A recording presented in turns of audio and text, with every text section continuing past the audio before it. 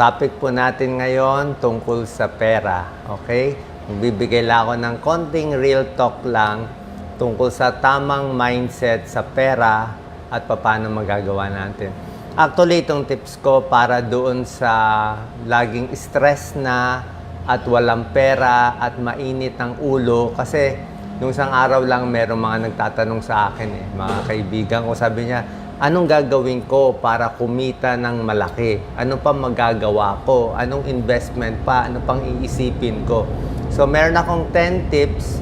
Pasensya na kung medyo masakit ang masasabi ko, pero minsan kailangan natin ng ng real talk hindi naman 100% accurate to. Nasa sa inyo naman, baka bumagay, baka hindi bumagay. Number 1. Unang mindset para sa akin, hindi maganda yung naghahangad tayo ng malaking pera pero hindi nakabagay sa sitwasyon natin. Ulitin ko. Pag ang dream mo kumita ng 10 o 20 million, ganyan.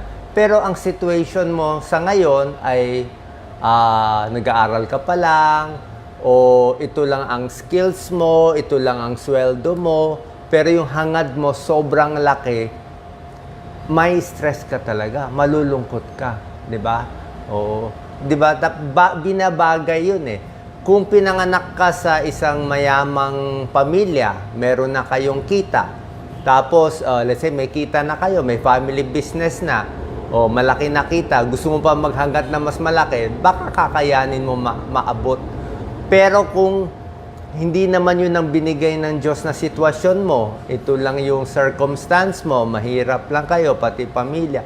Hindi ko sinabi huwag kayong mag-dream ng malaki. Pwedeng mangarap na baka makahanap ng magandang negosyo. Pwede yun, pero kung tingnan mo rin yung situation mo, ang reality. Sabihin, pag ang reality natin ganito lang, tipid na lang tayo. Diba? Ganun talaga eh. Number 2. Maraming tao nakikita ko ngayon dahil kulang nga sa pera, sobra sila focus yung utak nila, sobra focus sa pera at dahil dito, nagbabago na yung ugali nila. Okay? Dahil sobra silang obsessed na sa paano gagawin, paano kikita, ano nangyayari sa kanila. Yung ugali nila nagiging mainggitin na. Diba? Focus ka sa pera, kaya lahat na makita mo sa social media na may pera, pag-iinitan mo, ibabash mo, nagiging mainggitin, nagiging mas swapang na, nagiging mas masungit, mas mainit ang ulo sa trabaho, mas matapobre na. Paano sobrang focus mo sa pera? Tsaka isang problem, pag sobrang kang focus sa money, baka masira din yung trabaho mo. Okay? Siyempre, sa trabaho mo, hindi mo na gaano pag-iigihan. Parang focus mo na lang. Paano ako makadalawang sideline, makatatlong sideline? Paano ako makahingi ng increase? Paano ako makautang, makabalik? Kung puro ganun na lang, baka masira ang trabaho mo lalo. Diba? And pagdating naman sa negosyo, may negosyo ka. Sinobra focus mo na dapat kumita agad ng malaki. Siyempre, anong gagawin mo? Pipili ka ng bulok na quality na pagkain, na ingredients, titipirin mo lahat. O kung manok, papaliitin mo lahat. 'Di ba? So, mawawalan ka rin ng customer in the end. Paano? Na-focus mo masyado sa pera eh. Yun ang problem. Halatado. Nahahalata eh. Nag-iiba yung ugali ng tao. Yun na napapansin ko. Kaya yung work nila, hindi nila napapansin, nasisira yung kamada. Okay?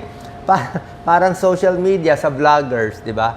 May mga walang patama to sample lang. May mga vloggers na let's say sobrang focus sa views. Sobrang focus sa pera. Siyempre paghabol mo lang views at pera, di puro clickbait tayo, 'di ba? Puro hanap ng pa-viral, pagulo, paputok, diba? Gagawa ka na ng lahat ng style na minsan wala na sa prinsipyo mo, 'di ba? Kung yun lang habol mo. Number 3, itong 1 to 3 muna pera. Number 3, mabilis sila ma-scam. Kasi nga, hindi sila makontento do sa pera nila. May mga tao, may ipon na silang 1 million after 20 years of work. May pera na sila eh. Okay na sila eh. 'Di ba? Pero hindi pa sila kontento do sa 1 million, 2 million nila. Sabi nila, maliit yan. kulang yung pera ko, kailangan padamihin ko, kailangan palakihin ko pa. So, kaka-focus mo na papalakihin yung ipon mo na tinago mo, may scam ka. Mawawala pa yung naipon mong pera, di ba? Para sa akin, ako inisip ko, kung ito lang ang kaya ko, ito lang sitwasyon ko, di tipid na lang, di ba? Anong klaseng tipid? Like kami ni Doc Lisa, nung nag-start ako, wala kaming travel. Wala talaga kaming travel. Never, 15, 20 years, walang travel. Tapos sa abroad, wala rin ako. Wala akong junket, wala ako lahat. Kain sa labas, birang-bira.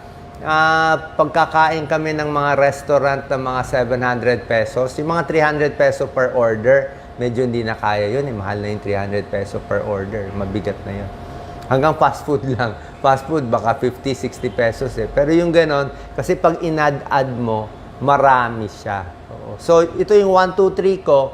Dapat yung mindset natin, kung ito lang talaga binigay ng Diyos sa atin na power natin, contact natin, trabaho natin, kaya hindi pa tayo matulog, dito muna tayo kaysa masira pa yung trabaho at yung kamada natin. Huwag na tayo mainggit.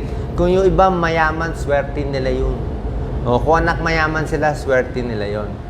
Okay? Ano ba layunin natin sa buhay? Bago ko tapusin yung 4 to 10, maganda yung 4 to 10.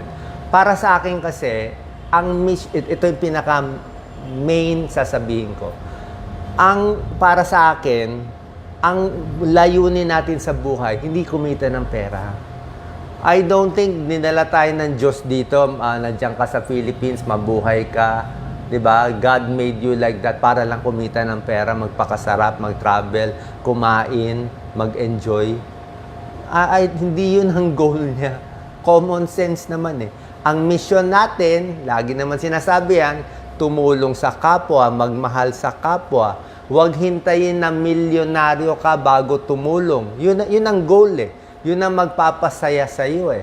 Pag nagawa mo na yung tulong mo, yung expression mo, o yung job mo na maganda, doon darating yung pera in the end.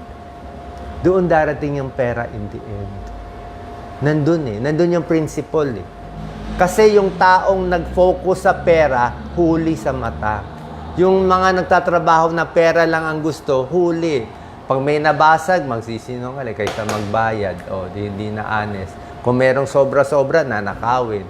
Kung may libreng pagkain, uubusin. Diba? Parang ayaw mo rin ng ganun, diba? Parang talagang nag-aano na. So anyway, 1, 2, 3 yan. Number 4, iwas tayo sa emotional buying. Marami sa atin, kababayan natin, konti lang pera. Pag may nakitang gusto, gigil agad, bili ngayon. Bili ngayon, may bagong cellphone ngayon, maganda. O may konting pera, darating, bibili. Kasi emotional yan eh. Maghintay ka muna 2 linggo. 2 weeks, 3 weeks. After 2 weeks, 3 weeks, yung gusto mong gadget, yung gusto mong baro, okay pa ba? Usually, magsasawa ka na eh. Hindi ka naman kailangan bumili ng branded na mamahalin na t-shirt. Diba? O polo. Doon ka na lang sa normal na tatagal. Diba? Huwag din yung sobrang mura, masisira agad. Diba? Ito, pag bumili ako branded nito, baka 5,000, 7,000. May mga ganyang branded. Pero pag ganito lang, baka 500, 700 lang. Diba? Bili ka lang sa SM. So, emotional buying, huwag tayo engganyo. Wait ka muna. Wait a little. Number 5. Bago ko sabihin yung number 5, meron palang reklamo. Ito, merong complaint. Ang complaint sa akin nung kinausap ko, karapatan ko naman, Doc, mag-enjoy bakit hindi, sabi mo, magtipid sa travel, magtipid sa gastos, magtipid sa pagkain. Gusto niya mag-travel ng Japan ng 10 araw eh. Gusto niya mag-enjoy, karapatan niya. Karapatan mo yon. Kaya lang, yung karapatan mong yon, tandaan mo, pagpunta mo sa Japan, at pamilya mo, gastos kayo 45,000, 50,000 na wala sa'yo. Okay lang 50,000, kikitain ko. Yung 10 araw mo doon sa Japan, na 50,000 ginastos mo, kung nagtrabaho ko na lang sa Pilipinas, baka kumita ka ng 20,000. So, 50,000 na wala, 20,000 di ka kumita, 70,000 lugi mo. Yung 70,000 pag nasa bangko, mas okay yun. O, di ba? Mag-enjoy na lang kayo sa bahay, nood na lang kayo TV, maghawakan na lang kayo ng holding hands na lang kayo ng partner niya, yakapin mo na lang anak mo. Di ba? So, nasa sa inyo eh. Karapatan ninyo mag-enjoy. Pero, huwag magreklamo pag walang pera. Di ba? O, nandun yun eh. Nandun yun eh. Nandun. Number 5, iwas sa emotional giving. Ito, maraming Pilipino nagpapaka-hero. Real talk, pasensya na. Pag merong, minsan yung mga tao na wala na nga silang kapera-pera, okay, wala silang, ang pera nila lang nila 1,000, may utang pa sila, 1,000 na lang, tapos may lalapit silang kaibigan nila, iiyak. Sabihin, nagkasakit yung nanay ko eh, o mamamatay, nagkasakit eh.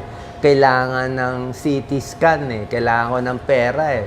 Pautang naman dyan ng 2,000, 3,000, ganyan. O, itong tao na walang pera, nagpapaka-hero siya, ibibigay pa niya yung pera niya. O, umiiyak kasi. Umiiyak eh. Di ba? O, dapat tulungan ang may sakit, mahirap. Pero ang point is, may kailangan siya na pera. Ikaw wala kang pera. May utang ka pa. Bakit mo bibigyan? O, di ba? Pag binigyan mo, o masarap ang feeling mo, hero ako. O, mabait akong tao, hero ako. Kailangan utang mo ngayon, ang laki ng utang mo sa ibang tao. Pag uwi mo, wala ka pa rin pera. Yung kaibigan mo na binigyan mo ng 2,000, 3,000 sa CT scan, pareho rin naman ng kakahinatnan nung pasyente, di ba? So, ang point ko, pasensya na, ang point ko, kung kailangan niya ng 3,000, baka hindi ikaw yung tamang tao. Diba? Kailangan niya ng 3,000, doon tayo sa may kayang magbigay. Pwede siya mag-PCSO, magmalasakit siya sa mga politiko, diba? O kung gusto mo, 3,000, pwede naman 500 pesos muna dito, 500 pesos yung iba. Hindi ikaw ang dapat magbigay. Diba? Kasi wala ka naman kakayanan eh. Ang pwede mo ibigay, imbis na ibigay mo yung 1,000 mo, tapos masarap ang feeling mo, tapos malungkot ka naman in the end, sisisihin mo yung mundo, ba, wala akong pera, ma'am, tulungin ako eh. Ba't mo binigay? Hindi ka practical, di ba? So, the point is, marami kang pwede itulong sa kanya.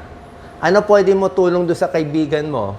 Pwede ka tumulong magbantay. Kung gusto mo, mag-sacrifice ka, absent ka sa araw, magbantay ka. O mag-alaga ka nung anak niya. Maraming ways na tumulong na by effort, by pagod, di ba? O by kausap, na mas mabigat pa nga eh. Mas malaki pa yun kaysa sa pera mismo. Actually, mas malaki yun yung binantayan mo, sinamahan mo, di ba? Sinacrifice mo pa yung isang araw mong sweldo, imbis na matutulog ka, pinuntahan mo siya, di ba?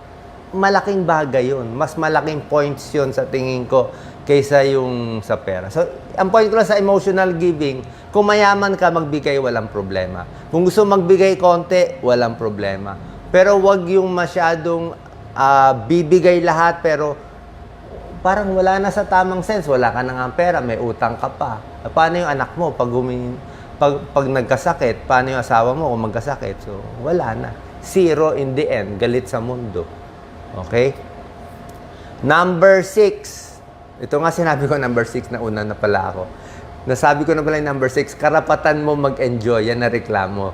Okay? Pero pag gusto mo nga mag-enjoy, huwag ka magreklamo walang ipon.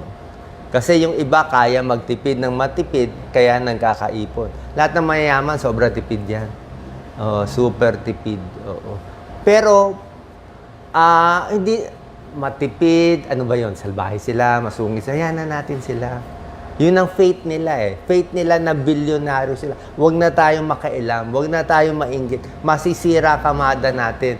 Kung ang kamada lang natin ay kumita ng 500,000 in 30 years o 1 million in 30 years, pwede na yun. Pwede na yun. Bakit ko sinasabi pwede na yun? Sasabihin mo, pilosopo si Doc. Pag ang isang tao nagkasakit, like yung nanay ko, nung nagkasakit ng nanay ko. Nung nagkasakit ang nanay ko, ginastos namin sa hospital 1 week, sa hospital, mga 1 million. Actually, mura na yun eh. Mura na yun. 1M for a week. Iba nga, 1 day, 1 million. So, yun lang. Yun lang ang gastos ng nanay ko sa antibiotic, 1M. And that's it. Nawala na yung nanay ko, tapos na. So, ang ginastos lang ng nanay ko sa mundo ay 1 million. Ano gagastusin ko sa mundo bago ako mamatay? Depende sa sakit. Kung namatay bigla, di walang gastos. Ay kung malalang sakit, baka umabos ng 1.5 o 2 million, mga ganon. So, yun lang ang kailangan natin eh. Ang kailangan nyo lang, yung pang-hospital nyo, hanggang sa ending, yun lang ang kailangan ng isang tao. Hindi niya kailangan ng 100 million, 200 million.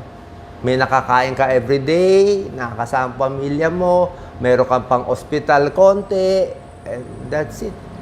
That's it, pansit. Di ba? Yung iba kasi, ang iniisip, kailangan ko ng kotse. Di ba? Gusto ko ng kotse. Gusto ko ng mamahaling branded. O, yan. Maluluto na utak natin yan. Gusto ko may luho. Yung iba, lahat nagja-Japan. Pwede ba ako hindi mag-Japan? Yung iba nga, may kabit eh. Pwede ba ako wala? Di ba lahat yan? Pag inano mo na yan lahat, ginulo-gulo mo na ng material things, yun na nga, sinabi ko, ang layunin natin sa buhay, hindi kumita ng pera at mag-enjoy, magpakasarap. Diba? Mission natin tumulong. Yun lang sa akin. Nasa sa inyo kung saan kayo happy. Number 7. Ayoko na sabihin to number 7. Magagalit kayo eh. Pero number 7, common sense eh. Huwag uutang. Oo. Ay, paano ako hindi utang? Wala akong pera, ganito, naghihirap. Pwede naman umutang kung tingin nyo kailangan nyo umutang. Diba? Wala namang kaso. Pero, as much as possible, mas maganda, wag siya. Kasi, oras na mag-negative balance, let's say may utang ka ng 10,000. O, wala ka ng gana magtrabaho. May utang ka ng 10,000. O. Pag may utang ka na 20,000, ba't pa ako mag-iipon? May utang na ako 20, tatakasan ko na lang. Utang na lang ulit ako dito. Utang na lang ako dito. Pag nag-negative kasi, hindi na masarap kumita. Di ba? Oo. Kaya bago mabaon sa utang, pasensya na, masakit pakinggan eh, mabaon sa utang, itry mo itiis na walang utang para pag nag-positive ka, mas masarap yung nakaipon ako 500 pesos, 700, 1,000, yun. Mas masarap yung umaakyat eh. Kaysa pag negative na, para pa. Ba't pa ako magtatrabaho? Ba't pa ako mabubuhay? Tatakasan ko na lang to. I-scam ko na lang lahat, di ba? O, gusto mo ng malaking pera, ang sitwasyon mo ito lang. Ano solution mo? Isa lang solution mo, scamming eh. Wala eh. Kaya yan ang gusto eh. Yan ang gusto, puro scamming na lang gusto. Kasi yun na lang shortcut eh. Hindi na nga, natuliro yung isip eh. Hindi nga kaya magtipid. Number 8, ito number 8. Kung may pera ka na, ito para sa mga senior na followers ko, meron ka na konting pera, let's say meron ka ng 500,000 up. Diba? Okay, 500,000 up. I think overseas worker, meron yan. Payo ko sa inyo, tatlong wag. Wag niyong ipagkakatiwala yung pera nyo sa ibang tao. Huwag mo ipagkatiwala sa artista na gwapo, na may advertisement. Wala yun. Huwag mo pagkatiwala yung pera mo sa investment. May 500 lang eh. All in ka eh. Mahirap yun. Diba? So, sa akin, pag 500, wag. Ni sa kapatid mo, wag mo pagkatiwala. Sorry ni kamag-anak mo, ni nanay, tatay mo, siguro pag-isipan mo. Pwede naman siguro nanay, tatay, pero depende.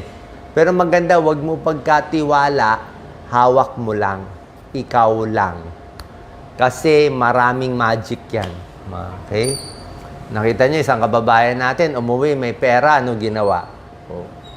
Ano ginawa? Oh, nawala, na-lost in action, nasilaw sa pera. Nasilaw sa pera, di ba? Makakasilaw ang pera. Kahit 50,000, nakakasilaw na yan. Number 9, maraming better ways to help than money. Pag umaakyat yung tao, alam nyo ba, ang taong, ang taong tumataas sa trabaho, ito secret ko, Ang taong tumataas sa trabaho, nagiging manager, tumataas sa negosyo, lahat yan mabait. Hindi totally mabait, pero meron silang kabaitan. Lahat nagiging president ng mga society, anong organization, anong grupo nyo dyan sa barangay, lagi may konting kabaitan yun. Diba? Kasi yung mas mabait, mas umaangat. So, lalo na kung tumutulong ka, matulungin ka doon sa barangay, kind words lang naman sasabihin mo, hindi ka naman magbibigay ng pera eh. Magandang salita, o mabait si nanay, itong magsalita ka lang na maganda, mag-concern ka lang, dumalaw ka sa may sakit, o mag-attend ka nung niya. Diba? May tumatawid, tulungan mo maghatid, tulungan mo magtumawid, ganun lang. O pag may kausap ka, tawanan mo lang, pwede na yon. Yun lang kailangan mo, hindi mo alam, aangat ka na slowly. Aangat ka na. Oo. Kahit dito sa vlogging kita mo yung mga top. Mukhang mabait. Ngayon, kung tunay silang mabait, di ko alam. Kung joke. Meron ding magaling magtago, di ba? Pwede yan, mukhang mabait, pero di pala mabait. Meron yan. Anyways, just a joke. So, pag mas matulungin ka, kala mo lugi ka, in the end, makakabawi ka. Meron yan eh. Yan ang law ng universe. And number 10, very important, ito kulang ang kababayan natin, dito kayo kulang. Matuto kayo magplano ng long term sa pera nyo. Anong long term? Huwag mo isipin yung pera nyo na, let's say, 20 years old ka, 30 years old ka. Isipin ko lang para bukas, para next year, para ganyan. Itong disiplina natin, itong tips ko na emotional giving, iwas emotional buying, tapos magtitipid, tuloy-tuloy mo yan. Ipon ka ng 1,000, 5,000, 100,000. Tuloy-tuloy yan. Disiplina yan. Kasi oras na magkamali ka isang beses, nakaipon ka na nga ng 500,000, 1 million, di ba? Yung mga overseas worker natin. Tapos, nagkamali isang beses lang. Na-scam lang siya na isang beses. Ano nangyari sa 1 million, 2 million niya? Zero. Paano yung pinaghirapan mo ng 20 years? Nagkamali ka lang eh. Di ba? So, ito, disiplina siya. Tuloy. Pero ako kasi, hindi ko gano'ng iniipon itong pera. Walang pera. Marami pang other ways than money. Sa akin, matulungin ka, mabait ka, ipon na rin yun eh. Marami ka tinulungan tao, marami kang kaibigan, ipon na rin yun. And lastly, pakinggan nyo to. Hindi rin kayo magiging masaya kung milyonaryo kayo. Sabi nila, ano pinagsasabi ni Doc? Kala mo yan. Paano? Ikaw may pera, kami wala. Ano pinagsasabi? Hindi kayo magiging masaya kung milyonaryo kayo. Tingnan mo lahat ng mga milyonaryo, bilyonaryo, masaya ba sila? Okay, hindi kayo naniniwala sa sinasabi ko. Ito, dapat maniwala kayo. Maraming research yan. Check nyo sa internet. In-interview nila ang mga matatanda, edad 80, 90, 100. I think they interviewed 50,000 senior na matatanda. Tinanong nila lahat ng senior sa buong mundo, ano nagpapasaya sa'yo? Ano nagpasaya sa'yo sa buhay nyo? Wala yung pera doon. Wala ata sa top 2, top 3 eh. Ang number 1 doon, hindi yung dami akong pera, happy ako, senior ko. Hindi. Ang sabi nila, nagpasaya sila na marami silang kaibigan, mabait sila sa pamilya, kaibigan nila. Yung close, nagbibigay sila ng pagmamahal, nagbabalik ng pagmamahal, yun lang ang happiness nila. Yun ang happiness nila. Para ako na happiness ko dito. 'Di ba? Happiness ko lang makatulong. May views, walang views, okay lang. Basta baka magising yung iba, maging mas matipid, maayos yung buhay, who knows, malaking tulong din yun. 'Di ba? So, yun. Topic ko lang money, pero dapat hindi pure money. Okay? Salamat po. Thank you po. Meron pa ako kukwento. Iniisip ko kung kukwento ko o hindi. Kukwento ko na rin. Yung buhay ko kasi, very weird. Mula ako pinanganak hanggang edad 55. Ngayon, 60 na ako. Hanggang edad 55, wala ako kinita. Zero. Wala akong kinitang pera. Hindi kayo naniwala. Kumita konti siguro. May libro ako konti. Nag-clinic ako, kung ano man nakuha ko konti sa clinic, initially, binigay ko lahat. 2007, di ako sumisingil. 2007, wala ako sinisingil sa pasyente. Wala ako kinikita. Wala, zero. Maniwala kayo, hindi. Wala. Until 55, puro mission, puro tool. Saan kumukuha ng pera? Binibigyan ng magulang ko. Tinutulungan ako. Matipid kami. O, ganun. Wala. Ang kinita ko ng konti, meron kami sa libro, pero wala talagang any big money until 55 years old. I had nothing. Gusto ko lang tumulong, kahit wala pang pera, bahala na anong mangyari. Ay pagdating ng age 55, ewan ko naman paano naging top vlogger na ngayon. Hindi ko naman habol yun eh. Hindi ko naman habol yun eh. So, wala siya sa compute ko. Kaya ngayon, doon lang talaga focus natin. Kung paano tumulong. Kasi, doon ka bibigyan ng blessing eh. Pag inayos mo talaga, pag ayaw mo yung pera, doon darating yung pera. Pag gustong-gusto mo yung pera, magmumukha kang pera. So, pag nakita ng tao, mukhang pera to, wala na. Ayaw ko na kausapin. May lalapit sa'yo, may deal tayo, may ganyan, ganyan. Wala na. I mean, mukha ka palang pera eh. So, it's useless to talk to you. Naglolokohan tayo. Diba? Hindi naman magandang kaibigan yung gano'n, pera lang ang gusto sa'yo, diba? So, useless. Mas gusto mo yung tunay na tao, tunay na kaibigan, tunay na tumutulong sa'yo, yun na magpapasaya sa'yo, iniisip mo yun habang natutulog ka, magiging mas happy ka. Okay? Thank you po. Ingat po. Yes. That's it, Pansit. Huwag kayong magagalit, ha? Okay lang naman itong sinabi ko. Dagdagan ko pa konti, since marami kayo nanonood eh. Nung isang araw, naglalakad ako. Exercise. Tapos, napagod na ako, init eh. Umupo ako sa tabi. Pag upo ko sa tabi na doon sa Doc Lisa, may lumapit sa amin, isang, parang Pilipina siya eh, Tisay, maputi. Sabi niya sa akin, "Are you all right? Are you guys all right?" Sabi niya, "Okay ba kayo?